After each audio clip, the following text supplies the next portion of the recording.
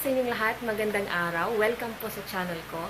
Sa araw na po ito, isi-share ko po yung mga natutunan ko doon sa Singapore. So, balik tips para po doon sa mga kababayan natin na gustong pumunta ng Singapore at reminder na din sa mga Filipino doon na nanirahan for a couple of years or maybe yung mga baguhan pa lang doon. Okay, so bago po yan, my name po is Judy.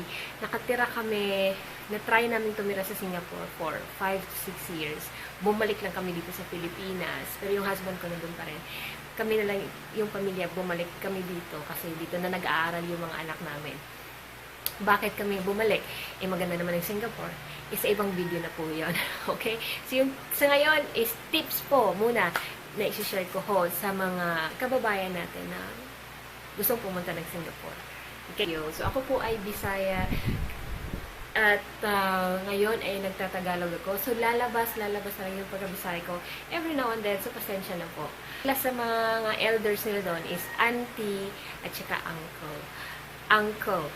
Okay? So kung gusto natin at least maka-blend in man lang tayo kahit konti sa culture nila. Tapos kasi baguhan tayo. So, at least, alam natin kung paano tawagin yung, anong itatawag natin sa mga elders nila. So, yung tawag natin sa kanila is auntie at uncle. Okay, tip number 2.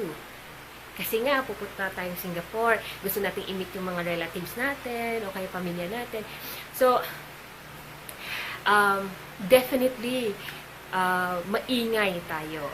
Okay? So, first time natin ma-meet yung best friend natin, yung family natin na kay tagal-tagal, syempre maingay tayo. Syempre, yung iba nga, sumisigaw pa nga, di ba? So, pag nasa ibang bansa ho tayo, be mindful po sa noise na magagawa natin. Kasi nga, hindi lang po tayo yung nag-iisa doon sa ibang bansa, may ibang lahi, iba-ibang lahi po yung nandoon. Okay? So, be mindful po sa ingay natin. Alam po natin na masayahin tayong tao, gusto nating spread yung saya sa ibang tao, pero iba-iba kasi yung culture ng nandoon sa Singapore. Yung iba, ayaw nila ng maingay. No? So, yun nga sabi, if you're in Rome, be a Roman. So, kailangan natin i-tone down po yung ingay natin. Ano? So, courtesy na din po yon sa ibang lahi. So, at tapos, hindi lang sa ibang lahi, kahit dito din sa Pilipinas. So, be mindful of the noise din. Okay? Tip number 3. Okay. Pagsasakay po tayo ng escalator, culture po ng Singaporean. So, kahit sino doon, culture nila doon, na dapat, kung hindi kayo nagmamadali, dito kayo sa left side ng escalator. Pa yung sa right side, madadaanan yon ng mga taong nagmamadali. Kasi nga, yung sa Singapore, busy life yung nandoon. Ang dami-daming taong nagmamadali. So, yung pag available, pag bakante yung right side, so yung mga nagmamadali, pwedeng makadaan. Okay? So, pag nakaharang kayo dun sa right side, makakatikim talaga kayo ng ayo. Okay? Pag nakatikim kayo ng ayo, ibig sabihin ho nun, nagagalit o ginagalit natin sila. So, ayaw natin yung mangyari kasi nga gusto natin makipagkaibigan sa mga locals doon at sa ibang lahi. Gusto nating mabuhay doon ng mapayapa. Alright. So, doon. So, stay at the left side if you are not in a hurry. Pag hindi kayo nagmamadali. So, okay? Again, courtesy sa ibang tao na din yun, okay? Dapat gawin natin yun dito sa Pilipinas. Alam ko, tinatry natin gawin yun ngayon 5. Tip number 5. Siyempre, magtutour tayo ng Singapore, di ba? So, sasakay tayo ng train. Sa loob ng train, may kanya-kanyang upuan yan. Hindi po 10-10 yun, okay? Huwag po kayong magdalhin yung kung anong nasanayan natin dito doon. Okay, so yung seat, yung upuan, isang seat, isang tao lang. Hindi isang kalahating puwet. Okay, so isang seat, isang tao. Okay, naranasan na din ng isang tito ko yan Nung first time sila doon, syempre, nandun yung dalawang anak niya, tapos yung asawa nandun. So, nag-tour kami sa Singapore, tapos medyo puno-puno yung train cabin, ng cabin kung nasaan kami. So, ang ginawa ng tito ko, umupo siya in between ng upuan ng dalawang anak niya. So, Yung lahat ng tao, parang doon sa cabin namin, nagtitinginan, tapos nakatitig sa kanya.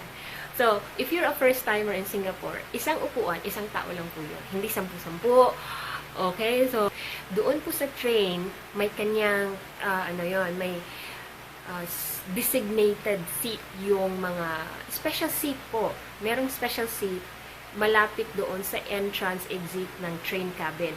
So, each row meron yon special seat. Ibig sabihin po para sa mga buntis, sa mga disabled, sa mga matatanda. Okay? If able naman po kayo, wag na ho ninyong i-take yun kahit vacant.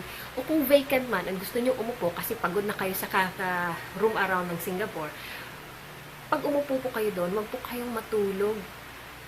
Be ready na ibigay yung seat sa mga nangangailangan talaga. Okay? Kasi kapag hindi po, natutulog po kayo doon sa special seat na yon, talagang makakatikim kayo ng Ayun natin galitin yung mga locals, ano? Okay, so at the same time, courtesy na din po yun sa ibang taong nangangailangan. Kahit dito din po sa Pilipinas, dapat gawin natin yun. Alam ko yung ibang tao gumagawa yan, pero meron din po talagang pasaway na Pilipino na natutulog doon sa special seat. Alam ko yun eh, nakita ko yun eh. Alright, tip number 7. Pag turista kayo doon, ladala nyo po yung passport ninyo, no? Huwag nyo pong iwan sa bahay kasi pag may emergency sa labas o kaya bibili kayo ng SIM o bibili kayo ng gadgets, so, minsan humihingi yung store ng passport details. So, dapat dala-dala nyo po yung passport ninyo. Huwag nyo pong iwan sa bahay, okay? For emergency purposes na din, huwag nyo pong iwan. Tapos, ingatan nyo po yung passport ninyo.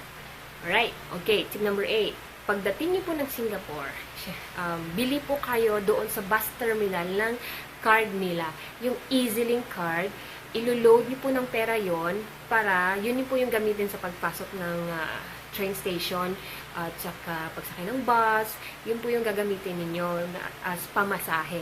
Loaded po yon ng pera. Ilo-load po yun. Kasi pag barya-barya kayo, mas mahal yung barya-barya kesa dun sa EasyLink card. Okay? Mas makakatipid po kayo dun sa EasyLink card. Alright? Okay. Tip number 9. Hindi tayo basta-bastang huminto o pumara ng bus kahit saan. Kasi dito sa Pilipinas, ganyan tayo eh. Kahit saan na lang po tayo, pumara ng jeep o sasakay ng jeep. So, hindi po yung ganyan doon. So, kung bus stop, doon ka lang sa bus stop, pumara at sumakay ng bus. Okay? Yun. And then, another courtesy na din, tip number 10 ko ho, pagdating po ng train, syempre, may maglalabasan po na tao yun.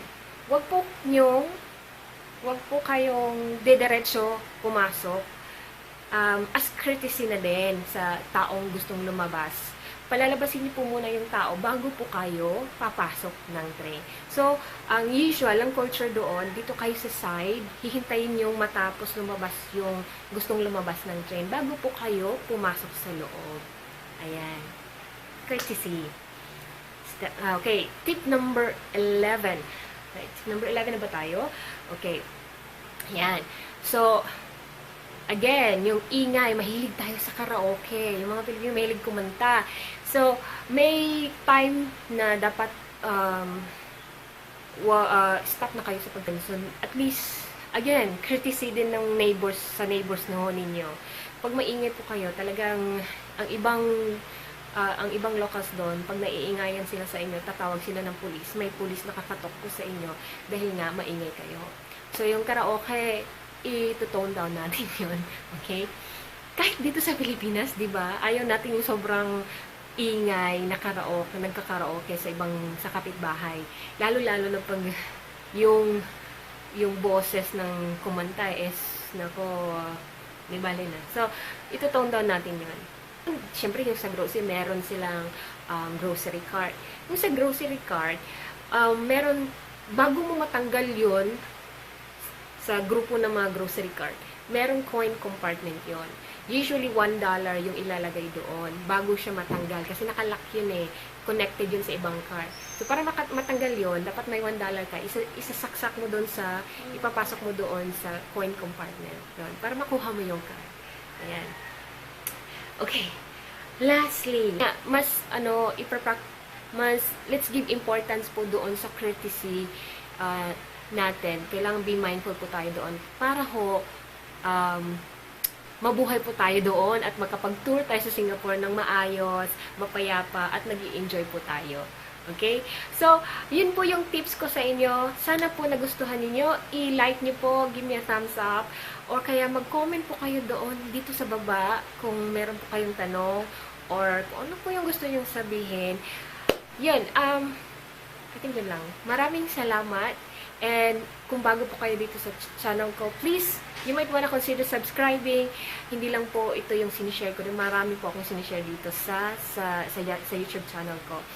Okay? Yun po. At visit my website, pursuitoffunctionalhome.com. Maraming din po akong sinishare doon. Alright. Maraming salamat at see you again next time. Bye-bye!